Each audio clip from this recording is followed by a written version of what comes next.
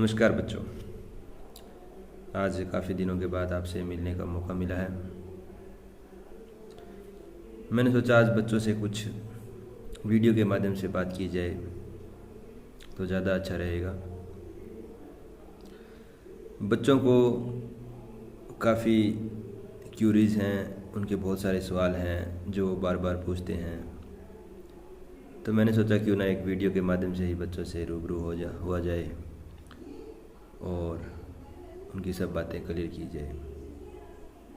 तो सबसे पहले तो मैं सभी बच्चे और उनके अभिभावकों से कहना चाहूँगा कि इस कोरोना काल में अपना ध्यान रखें, अपने आसपास के लोगों को भी समझाएं, घर से बाहर सिर्फ काम हो ज़रूरी तो ही निकलें, क्योंकि सुरक्षा ही जीवन है। सुरक्षा नहीं है तो भगवान ना करे ऐसा कुछ हो, लेकिन किसी के साथ क्या घटना हो जाए कोई पता नहीं है। तो उम्मीद करता हूँ कि सभी कोविड के नियमों का पालन करेंगे। अभी मैं मुख्य बात पे आता हूँ कि बच्चों के कुछ क्वेश्चंस हैं, क्यूरीज हैं। तो सबसे पहला तो क्वेश्चन यही है बच्चों का कि स्कूल कब तक लगेंगे, कब स्कूल खुलेंगे, कब हमारी क्लासें लगेंगी। तो मैं उनको बताना चाहूँगा कि अभी ऐसा कोई प्रोसीजर नहीं है। वैसे भी छुट्टियां 15 जून तक बढ़ा दी गई हैं। भविष्य में भी क्या होगा इसके बारे में भी कुछ नहीं कह सकते। तो अभी आपको शांत मन से आपकी जो ऑनलाइन एजुकेशन दी जा रही है आप उसको प्रॉपर तरीके से करें। आपको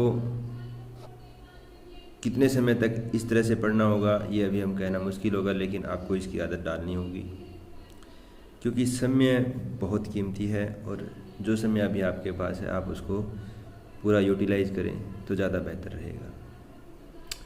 दूसरा सवाल बच्चों का ये है कि हमारा एडमिशन कब होगा, हम क्या आगे नेक्स्ट क्लास में हो गए। तो छठी, 7वीं और 8वीं के बच्चों को मैं बताना चाहूँगा कि उनको नेक्स्ट क्लास में प्रमोट कर दिया गया है और उनके एडमिशन जिस स्कूल में पढ़ते हैं, जैसे अपने वाले स्कूल में पढ़ते हैं बच्चे, तो उनको आगे नेक्स्ट क्लास में कर दिया है। ऐसे ही सभी स्कूलों में हो गया है। 9th कक्षा का जो रिज़ल्ट हमने निकाला था वो सभी बच्चों को मिल गया होगा। तो उसमें जो बच्चे पास हो गए हैं वो 10th कक्षा में चले गए हैं और जो बच्चे फेल हो गए हैं, यानी जो पेपर में अपने पूरे मार्क्स नहीं ले पाए, नॉट क्वालिफाई हैं, तो उनको 9th में ही दोबारा एडमिशन उनका स्कूल की तरफ से ही कर दिया गया है। अब बात रही 10वीं कक्षा की, तो 10वीं कक्षा के बच्चों को मैं बताना चाहूँगा कि उनको प्रमोट तो कर दिया गया है, उनकी परीक्षा कैंसिल हो गई है, लेकिन उनका रिज़ल्ट किस हिसाब से तैयार होगा, कब तैयार होगा, कब बोर्ड उनका रिज़ल्ट निकालेगा और कब उनका नेक्स्ट क्लास में एडमिशन होगा, इसमें अभी थोड़ा समय लगेगा। तो वो धैर्य बनाए रखें।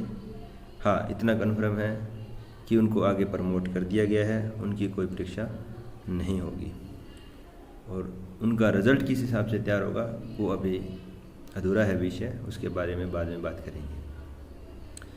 और जो बच्चे 11वीं कक्षा में हैं उनका रिज़ल्ट ऑलरेडी उनको मिल गया है, वो 12वीं में चले गए हैं। तो 12वीं कक्षा में उनके पास जो विषय हैं वो उनकी अच्छे से तैयारी करें। ऑनलाइन आपको होमवर्क मिल रहा है। अगर किसी में कोई किसी प्रकार की समस्या है तो अपने टीचर से, कक्षा इंचार्ज से बात करें और अपने मैटर को सॉल्व करें। ये तो जर्नल क्वेश्चन थे। अब कुछ बच्चों की समस्याएं हैं जो मैं सामने रखना चाहूँगा और उनके जवाब भी देना चाहूँगा, क्योंकि फ़ोन पर इतना समझाया नहीं जाता और कक्षा में मिलने का मौका भी एक बार हमें मिलेगा नहीं। तो मैंने सोचा क्यों ना एक वीडियो के माध्यम से आपके सवालों के जवाब दे दिए जाएं। तो सबसे पहला सवाल बार बार यही आता है कि सर हम इस ऑनलाइन एजुकेशन से बोर हो गए हैं, जो कक्षा की जो पढ़ाई होती है, जो फेस टू फेस हम पढ़ते हैं वो ज़्यादा बेटर होती है, उसमें हम ज़्यादा ध्यान लगा पाते हैं, हमारी कंसंट्रेशन पावर अच्छी लगती है। हमारा जो घर पे रहते हैं तो हमारा जो टाइम मैनेजमेंट है उसका इशू रहता है। यानी मोटी मोटी अगर हम बात करें तो बच्चों के जो इशू हैं वो ऑनलाइन एजुकेशन से हैं, उनके टाइम मैनेजमेंट से हैं, उनके जो कंसंट्रेशन पावर है उनसे हैं। यानी इस तरह से उनके काफ़ी क्वेश्चंस हैं और वो बार बार पूछ रहे हैं कि हम क्या करें कि इनका सॉल्यूशन हमें मिल जाए। कई बच्चे यहाँ तक कहते हैं कि हम पढ़ते हैं, समझते हैं, लेकिन याद नहीं रहता है। तो मैं धीरे धीरे एक एक टॉपिक पे आना चाहूँगा। मैंने कुछ क्वेश्चंस बच्चों के हैं जो नोट डाउन किए हैं, फिर हमने कोशिश की है कि उनके अच्छे तरीके से जवाब दे पाऊँ। तो सबसे पहले मैं ऑनलाइन एजुकेशन पे आना चाहूँगा कि जो ऑनलाइन एजुकेशन आपको मिल रही है वो ऑफलाइन एजुकेशन की तुलना में जब आप तुलना करने बैठते हैं तो आप उसको कम आंकते हैं। तो हमारी परिस्थितियाँ ऐसी है कि हमें ऑनलाइन एजुकेशन की तरफ जाना पड़ा, लेकिन इसके कुछ फ़ायदे भी हैं। अगर आप इसको पॉजिटिविटी के अनुसार देखें तो आप इसका फ़ायदा भी उठा सकते हैं। इसमें जब भी आपको लेक्चर देखना है तो एक तो आपके पास एक टॉपिक जो आपको समझ नहीं आ रहा है उसके लिए एक नहीं 50, 60, 100, 1000 लेक्चर मिलेंगे आपको जब आप यूट्यूब पे सर्च करोगे, और आपको 1000 तरीके के टीचर्स मिलेंगे, उनकी 1000 तरह की एक्सप्लेनेशन मिलेगी, और जिससे उम्मीद है कि अगर आप उसको बार बार देखें तो वो कंसेप्ट आपका बहुत अच्छे से क्लियर हो सकता है। अगर वही लेक्चर आप कक्षा में समझेंगे तो आपको एक ही टीचर से समझाया जाएगा, उन टीचर्स का जो तरीका है वही तरीका आपको मिलेगा, उसके अलावा आपके पास कोई ऑप्शन नहीं होगा। बाई लक बाई चांस आपका ध्यान कक्षा में 5 मिनट 10 मिनट इधर उधर हुआ, या आप किसी दिन कक्षा अटेंड नहीं कर पाए, तो आपका वो लेक्चर अधूरा रह जाएगा और जिसकी वजह से आपकी कड़ी से कड़ी नहीं जुड़ेगी। लेकिन ऑनलाइन एजुकेशन में अगर आपका लेक्चर रह जाता है बीच में, किसी कारणवश अगर आप पढ़ नहीं पाते हो, कोई घर में काम हो जाता है, तो आप उसको दोबारा इजीली देख सकते हैं, उसको आप रिमाइंड कर सकते हैं बार बार। यानी कहने का मतलब है अगर आप उसका फ़ायदा उठाना चाहें तो आपको उसका फ़ायदा मिलेगा। कक्षा के अलावा ये उसका एक प्लस पॉइंट है। हाँ, उसमें कुछ स्पेसिफिक प्रॉब्लम आ सकती है आपको, जो हो सकता है कि आप बार बार अलग अलग टीचर्स की देखने के बाद भी अगर आपको समझ नहीं आए तो आप अपने कक्षा अध्यापक जो आपके इंचार्ज हैं या जो आपके विषय के जो अध्यापक हैं उनसे आप संपर्क करके इसके बारे में सॉल्यूशन पूछ सकते हैं। लेकिन अगर आपको स्पेसिफिक प्रॉब्लम आएगी, इसका मतलब आपने ऑनलाइन एजुकेशन को बहुत अच्छे से पढ़ा है और आप उस विषय के ऊपर पकड़ बनाने की तरफ बढ़ रहे हैं, क्योंकि किसी लेक्चर को देखकर उसकी स्पेसिफिक प्रॉब्लम को पकड़ना ये भी एक पढ़ाई का हिस्सा है। और अगर आप प्रॉब्लम पकड़ रहे हो और स्पेसिफिक प्रॉब्लम के लिए हमें फ़ोन कर रहे हो, इसका मतलब आप सही दिशा में बढ़ रहे हो, तो ये भी एक आपके लिए प्लस पॉइंट है। कहने का मतलब है कि आपकी अंदर की जो एनर्जी है वो बाहर निकल के आएगी, आपके अंदर की जो क्रिएटिविटी है वो बाहर निकल के आएगी, क्योंकि सारा काम आपको करना है। कक्षा में क्या होता है कि जैसे कोई आपको क्वेश्चन आंसर करवाने हैं, कोई एक्सरसाइज करवानी है, तो अगर आपको नहीं आता है तो आप उसमें ज़्यादा माथापच्ची ना करके सीधा टीचर के पास जाते हैं और उसका सॉल्यूशन ले लेते हैं। तो वहाँ से आपके माइंड की जो क्रिएटिविटी है वो क्रिएट नहीं हो पाती, आप डिपेंडेंट हो जाते हैं। लेकिन एजुकेशन हमें डिपेंडेंट होना नहीं सिखाती। एजुकेशन ये कहती है कि आप इंडिपेंडेंट बनिए, आप खुद सोचिए, खुद क्रिएटिविटी कीजिए। टीचर्स आपको सिर्फ गाइडलाइंस देंगे कि आपको इस तरह से चलना है, उसके बाद आगे आने वाली जो प्रॉब्लम्स हैं उनको आप खुद सॉल्व कीजिए, उनको समझिए। प्रॉब्लम को सॉल्व करना और प्रॉब्लम को समझना दोनों ही अपने आप में बहुत बड़ी बात है। अगर आप प्रॉब्लम को समझ पा रहे हो और टीचर से उसका सॉल्यूशन ले रहे हो तो भी वो बहुत बड़ी बात है, क्योंकि प्रॉब्लम को समझना भी बहुत अच्छी पढ़ाई का संकेत है कि आप अच्छी दिशा में बढ़ रहे हो, क्योंकि प्रॉब्लम उसी को समझ आएगी जो उसको गहन तरीके से पढ़ेगा। अदरवाइज तो उसको समझ ही नहीं आना कि पूछना क्या है। दूसरी बात, अगर आप कोई क्वेश्चन आंसर उसका याद कर रहे हो, आपको बार बार प्रॉब्लम हो रही है, तो आप उसका मैसेज जैसे व्हाट्सएप जैसे भी आप यूज़ करते हो, तो उसमें आप अपनी ऑडियो रिकॉर्ड करके उस के आंसर को याद कर सकते हो। अब उस ऑडियो रिकॉर्ड करने का फ़ायदा क्या होगा कि जैसे जैसे हम मान के चलो कि दिन में पढ़ते हैं तो सारा दिन बुक्स लेके पढ़ना थोड़ा सा बोरिंग होता है हमारे लिए। फिर हम फ़ोन का यूज़ भी करते हैं, ईयरफोन लगा के भी कुछ सॉन्ग्स है या जो भी अब है कुछ भी है, या गेम्स खेलते हो जो भी है। तो जब भी आप फ्री हो तो उस टाइम आप अपने जो ऑडियो रिकॉर्ड व्हाट्सएप पे आपने कर रखी हैं, जो भी क्वेश्चन आंसर कर रखी है, आप उनको दोबारा सुन सकते हो। ये आपके एक रिवीजन का पार्ट होगा जो आपकी माइंड की जो मेमोरी को स्टेबल करेगा। फिर आपको वो क्वेश्चन कभी भूल भी नहीं पाओगे, और साथ में आप उसका यूज़ भी कर पाओगे और आपको अच्छा भी लगेगा। और साथ में खुद की आवाज़ भी सुन लेना आप। कई टीचर्स बच्चों को कहते हैं कि आप थोड़ा सा अच्छे से बोला करो, आप धीरे से बोला करो, आपकी लैंग्वेज थोड़ी सही नहीं है। तो आपको भी पता लग जाएगा कि हाँ हमारी लैंग्वेज है कैसी, क्योंकि आप अपनी खुद की लैंग्वेज को सुनोगे। तो अगर आपकी लैंग्वेज अच्छी है तो अच्छी बात है। अगर आपको कहीं ऐसा लग रहा है कि मेरे बोलने का तरीका थोड़ा सही नहीं है तो आप उसमें भी सुधार कर सकते हैं। ये भी एक अच्छा पॉइंट होगा आपके लिए। अब कई बच्चे ये कह रहे हैं कि सर टाइम मैनेजमेंट नहीं हो पा रहा है हमसे, कि हम टाइम को मैनेज नहीं कर पा रहे हैं। ये भी एक काफ़ी बड़ी समस्या है। वास्तव में अगर देखा जाए तो टाइम को मैनेज करना ये एक सबसे बड़ी समस्या है कि कैसे करें। अब कई बार क्या होता है कि कई बच्चे अपना टाइम टेबल बना लेते हैं कि मुझे ऐसे पढ़ना है वैसे पढ़ना है। वो 7 घंटे 10 घंटे 15 घंटे का टाइम टेबल इस तरह से बना लेता है, और जब उसका टाइम टेबल हम देखते हैं तो ऐसा लगता है कि इस बच्चे को तो टाइम है ही नहीं, ज़बरदस्त टाइम टेबल बनाया है इसने। लेकिन उसके ऊपर वास्तव में जब इम्प्लीमेंट होता है तो वो जीरो होता है, यानी उससे उतना पढ़ा ही नहीं जाता, या वो 1 या 2 दिन या 3 दिन ट्राई करता है, उसके बाद वो थका जाता है और वो छोड़ देता है उस टाइम टेबल को। इसका कारण क्या होता है कि आपने जो टाइम टेबल बनाया है वो आपने क्षमता से ज़्यादा बना दिया। आपका जो टाइम टेबल है वो आपको अपनी क्षमता के अनुसार बनाना है, और उस क्षमता को आपको धीरे धीरे बढ़ाना पड़ेगा। अगर आप पहले दिन ये सोचो कि मैं 10 घंटे की सीटिंग दे पाऊँगा तो नहीं दे पाओगे। उसके लिए आपको सबसे पहले धीरे धीरे 2 घंटे 3 घंटे 4 घंटे 5 घंटे इस हिसाब से उसको बढ़ाना पड़ेगा। और दूसरी बड़ी कन्फ्यूजन ये होती है कि जब बच्चे टाइम टेबल बना लेते हैं तो कई बच्चे टाइम टेबल ऐसे बनाते हैं कि मुझे 9 बजे से लेकर 4 बजे तक पढ़ना है। अगर आप लगातार 9 बजे से 4 बजे के बीच में पढ़ना चाहोगे तो आप बिल्कुल भी नहीं पढ़ पाओगे। उस टाइम टेबल में आपको कुछ पॉइंट डालने पड़ेंगे। एक साइकोलॉजी का विषय है, एक साइकोलॉजी मनोविज्ञान बोलते हैं जिसे।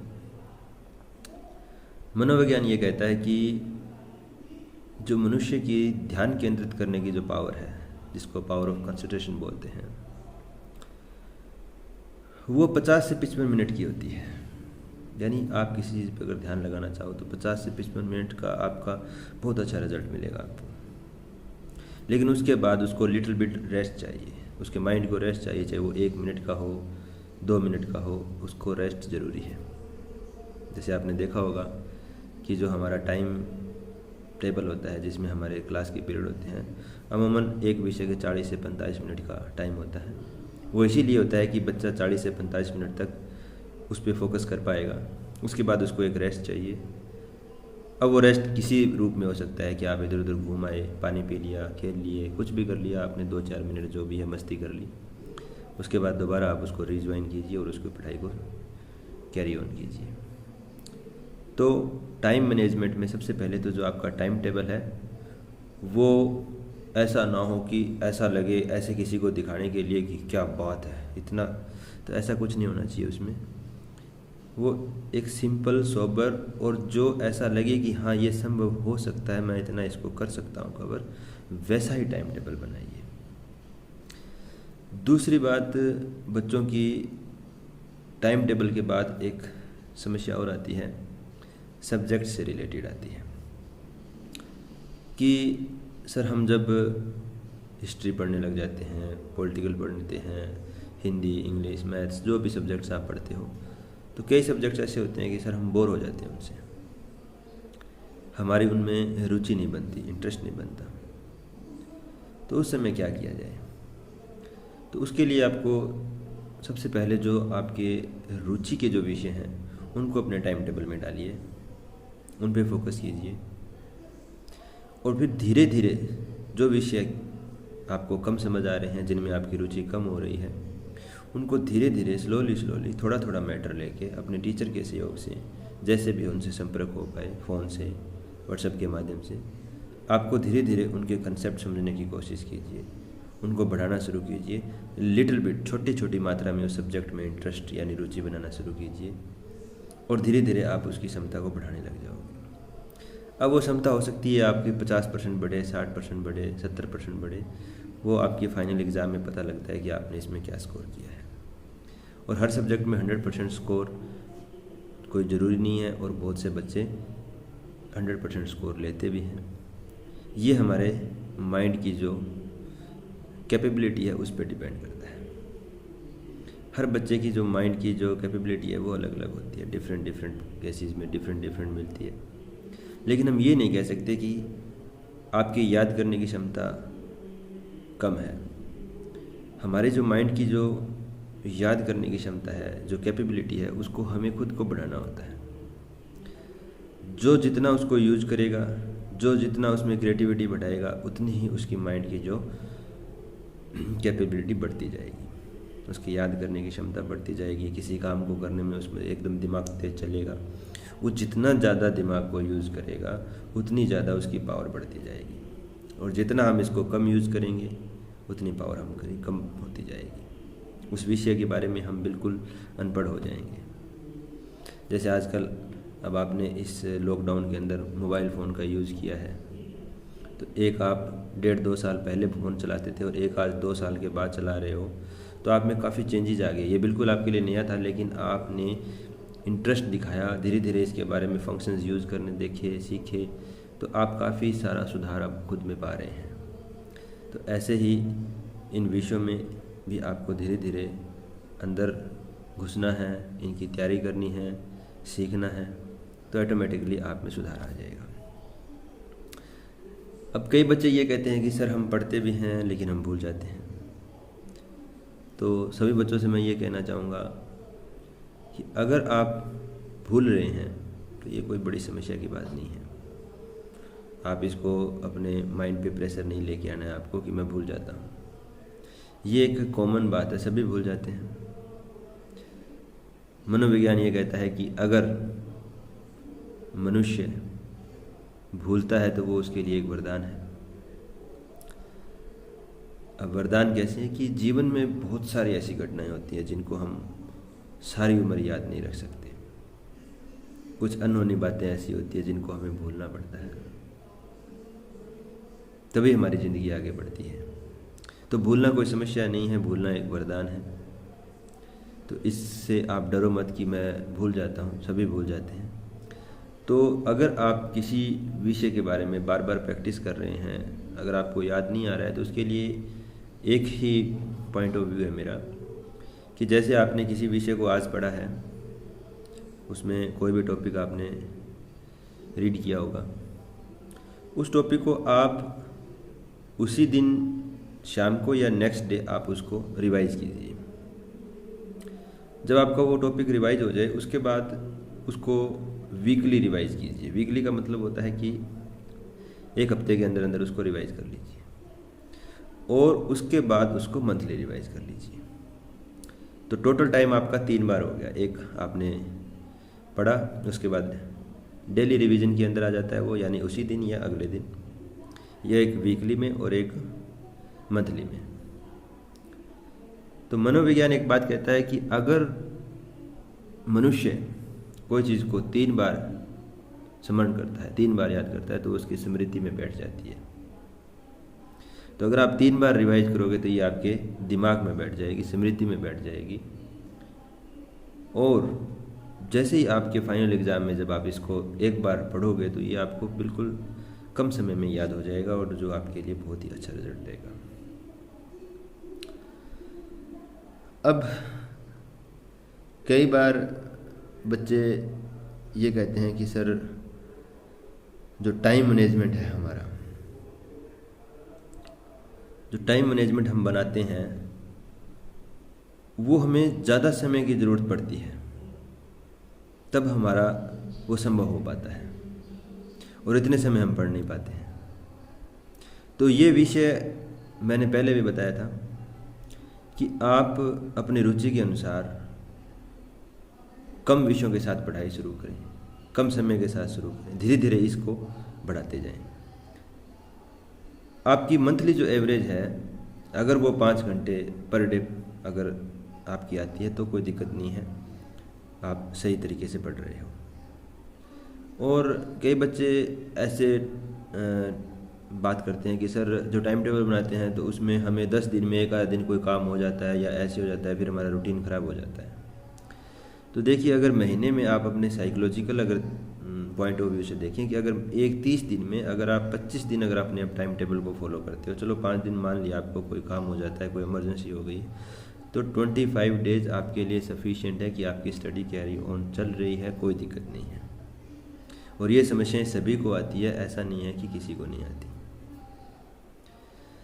अच्छा, अब कई बच्चों की एक समस्या और होती है कि सर वो मेरा साथी तो वो ये कह रहा था कि मैं तो इतने घंटे पढ़ता हूँ, मैं इतने घंटे पढ़ता हूँ, मेरे से तो ये पढ़ाई नहीं हो रही है। वो कह रहा है मेरे को तो पूरी बुक याद हो गई बस, तो दूसरा कह रहा है मेरे को तो उसका तो पूरा चैप्टर मैंने कर लिया है, फेयर कॉपी भी बना ली है, ये कर लिया है। और फिर हम प्रेशर में आ जाते हैं और हमसे पढ़ाई नहीं होती है। तो मैं फिर बार बार आपसे कह रहा हूँ कि आप सेल्फ पे ध्यान कीजिए कि आप क्या कर रहे हैं, कोई दूसरा क्या कर रहा है उससे आप अपने आप को नेगेटिव मत लीजिए।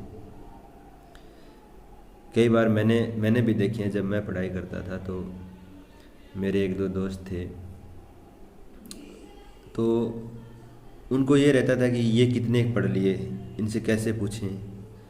तो वो आके ऐसे ही मतलब मन में आया जो मैंने इतना कर दिया, ये कर दिया, वो कर दिया, ताकि इनको टेंशन दी जाए किसी न किसी तरह से।